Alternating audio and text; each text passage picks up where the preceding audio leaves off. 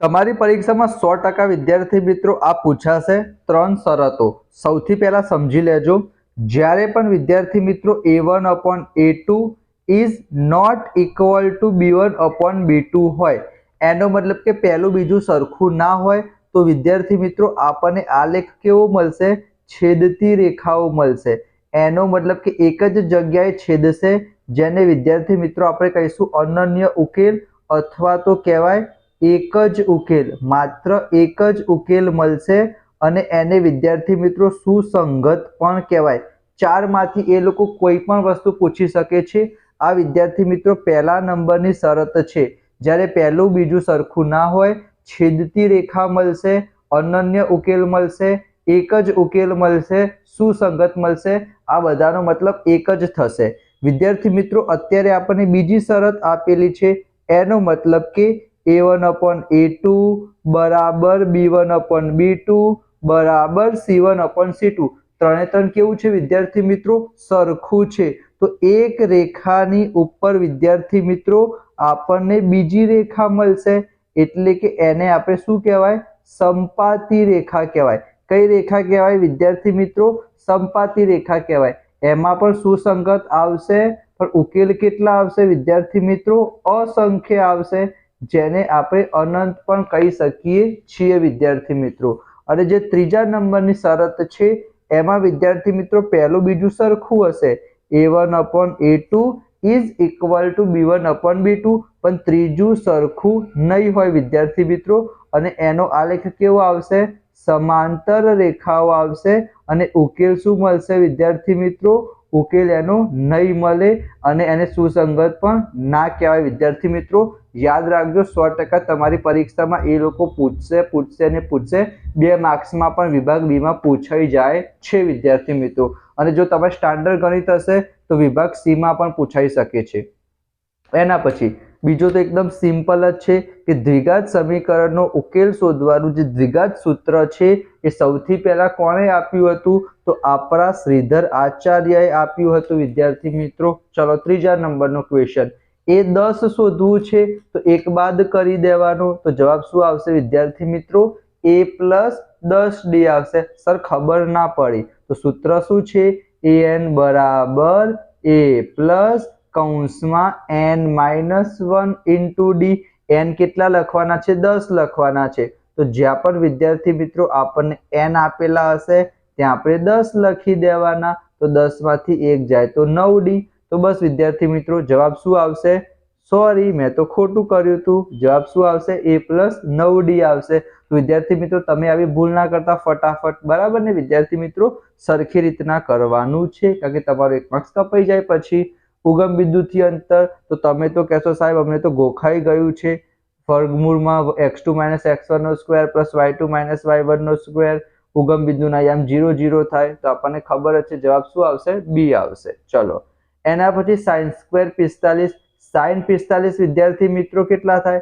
sin 45 સાહેબ 1/√2 થાય, પણ આપણને સ્ક્વેર કીધું છે તો અહીંયા પણ સ્ક્વેર કરવો પડે. તો 1 નો સ્ક્વેર તો 1 જ થાય અને √2 નો સ્ક્વેર 2 થાય. તો જવાબ શું આવશે વિદ્યાર્થી મિત્રો? 1/2 આવશે. ઉતાવળમાં વિદ્યાર્થી મિત્રો 1/√2 લખીને ના આવી જતા, બરાબર. ચલો એના પછી વિદ્યાર્થી મિત્રો છઠ્ઠા નંબરનો ક્વેશ્ચન એકદમ સિમ્પલ છે. સૂત્ર આપણને ખબર છે, z બરાબર 3m - 2x બાર. પણ અહીંયા વિદ્યાર્થી મિત્રો સૂત્રનો ઉપયોગ નહીં કરીએ તો પણ ચાલશે, કારણ કે વિદ્યાર્થી મિત્રો x બાર પણ 15 આપેલા છે અને z પણ 15 આપેલા છે. તો યાદ રાખજો, જ્યારે બે સરખા આપેલા હશે ને વિદ્યાર્થી મિત્રો, તો ત્રીજું પણ શું થશે? સરખું જ થશે. એક 10 હોય, બીજું 10 હોય, તો ત્રીજું પણ શું થશે વિદ્યાર્થી મિત્રો? 10 થશે. પણ જ્યારે અલગ અલગ આપેલા હશે ને ત્યારે તમારે આનો યુઝ કરવાનો રહેશે. સ્ક્રીનશોટ તમે લઈ લેજો વિદ્યાર્થી મિત્રો. ચલો જો 7મા નંબરનો ક્વેશ્ચન મેં તમને હમણાં કરાવ્યો તો એનામાંથી જ પૂછાયો છે. અહીંયા શું લખેલું છે? અનન્ય લખેલું છે. અનન્ય એટલે શું થાય વિદ્યાર્થી મિત્રો? એક અને માત્ર એક જ. અસંખ્ય ના થાય વિદ્યાર્થી મિત્રો, યાદ રાખજો. અનન્ય એટલે શું થશે? એક અને માત્ર એક જ. તો એનો આલેખ મેં તમને શું કીધું હતું? a1/a2 is equal to b1/b2 is not equal to C1/C2. હા સાહેબ, આ તો અમને ખબર જ છે, પણ અહીંયા તો બીજું કંઈક આપેલું છે વિદ્યાર્થી મિત્રો. તો શું કરવાનું? તો અહીંયા તમે જોવા જાઓ વિદ્યાર્થી મિત્રો, તો અહીંયા આ જે બીજું ત્રીજું આપેલું છે એને આપણે ક્રોસ મલ્ટિપ્લિકેશન કરીએ એટલે કે C2 ક્યાં જતું રહેશે? B1 ના જોડે. તો શું થાય? B1 અને C2 થશે. આ C2 B1 ના જોડે જતા રહ્યા. આ વચ્ચે નોટ ઇક્વલ ટુ M ના M, અને આ B2 ને આપણે કઈ બાજુ મૂકી દઈએ? C1 સાથે આપી દઈએ, તો B2 C1. આવું થાય વિદ્યાર્થી મિત્રો. હવે અહીંયા જો આવું કંઈ આપેલું છે B1 C2, જો વિદ્યાર્થી મિત્રો અહીંયા આપેલું છે B1 C2, અને આ B2 C2, આ B2 C1 કઈ જગ્યાએ છે? જમણી બાજુ છે. ડાબી બાજુ આવશે તો શું થઈ જશે? માઇનસ થઈ જશે, અને આ બાજુ કઈ ના વધે તો 0. જો અહીંયા હું તમને શીખવાડું, આ B1 C2 છે એ મેં અહીંયા લખી દીધા. હવે આ જે B2 C1 છે વિદ્યાર્થી મિત્રો, એ અહીંયા પ્લસ છે, આ બાજુ આવે તો શું થઈ જશે? માઇનસ થઈ જશે, અને આ બાજુ કઈ ના વધે તો 0 લખી દેવાનું. તો બસ આ જ વિદ્યાર્થી મિત્રો ક્યાં આપેલું છે? ઓપ્શન નંબર બી માં આપેલું છે. બરાબર, તો જવાબ શું આવશે? બી આવશે. સિમ્પલ ક્વેશ્ચન હતો, પણ થોડુંક ટ્વિસ્ટ કરીને પૂછ્યું હતું. બરાબર, ચલો. અને આવા જ ક્વેશ્ચન હું તમને સોલ્વ કરીશ, જે મોસ્ટ ઇમ્પોર્ટન્ટ હશે, તમારી પરીક્ષામાં પૂછવાના સૌથી વધારે ચાન્સીસ છે. એના પછી અહીંયા વિવેચક શોધવાનું છે. વિવેચકનું સૂત્ર શું થાય? D બરાબર B² માઇનસ 4AC.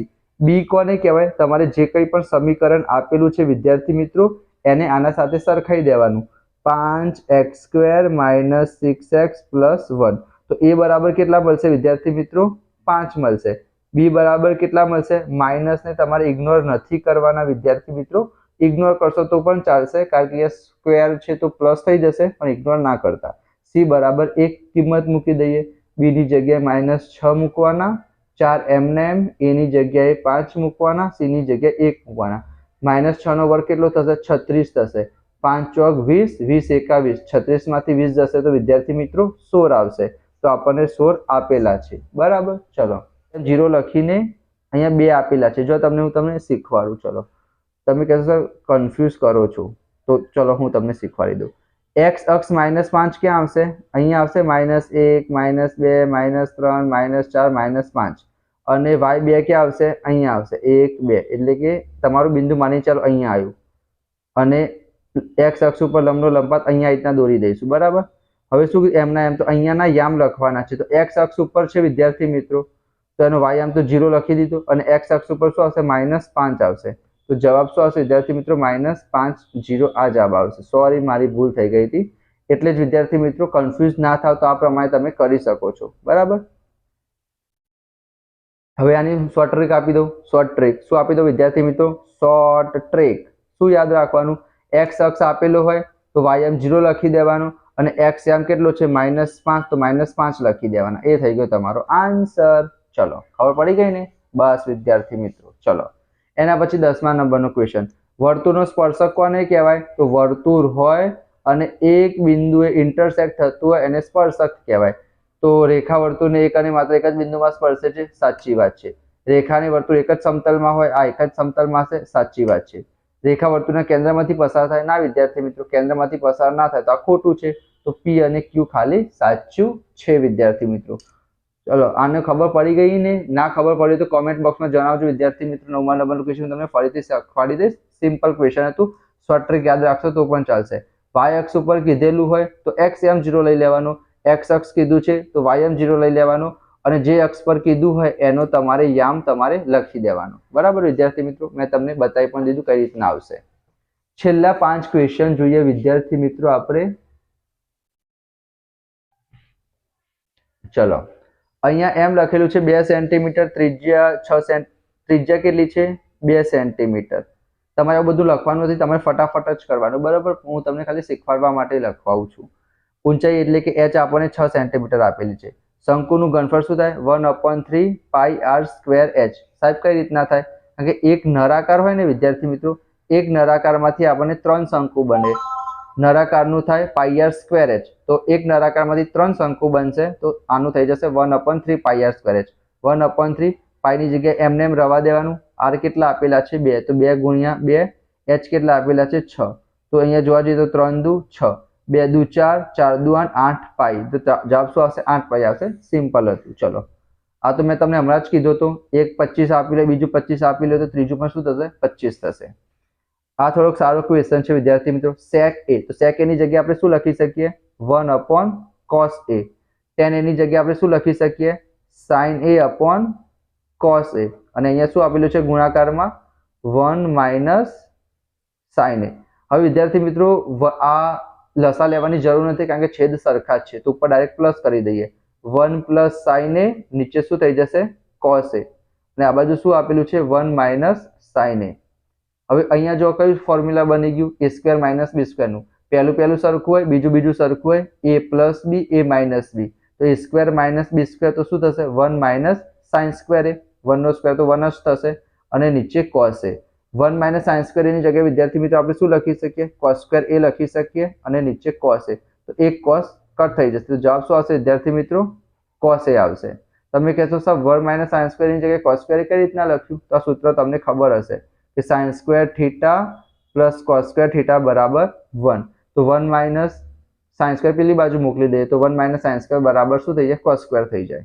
ચલો એના પછી અહીંયા વિદ્યાર્થી મિત્રો એક વર્તુળ આપેલું છે બિંદુ Q માંથી દોરેલો સ્પર્શકની લંબાઈ 24 અહીંયા બિંદુ Q લઈ લઈએ આ સ્પર્શકની લંબાઈ કેટલી આપેલી છે વિદ્યાર્થી મિત્રો 24 આપેલી છે વર્તુળના કેન્દ્રથી એનું અંતર કેટલું આપેલું છે 25 આપેલું છે તો ત્રિજ્યા શોધવાની છે તો પાયથાગોરસ વાપરશો તો જવાબ કેટલો આવશે 7 આવશે 25 નો સ્ક્વેર કેટલો થશે 625 24 તો થશે 576 બંનેની બાદબાકી કરશો જવાબ આવશે 49 અને એનું વર્ગમૂળ થઈ જશે 7.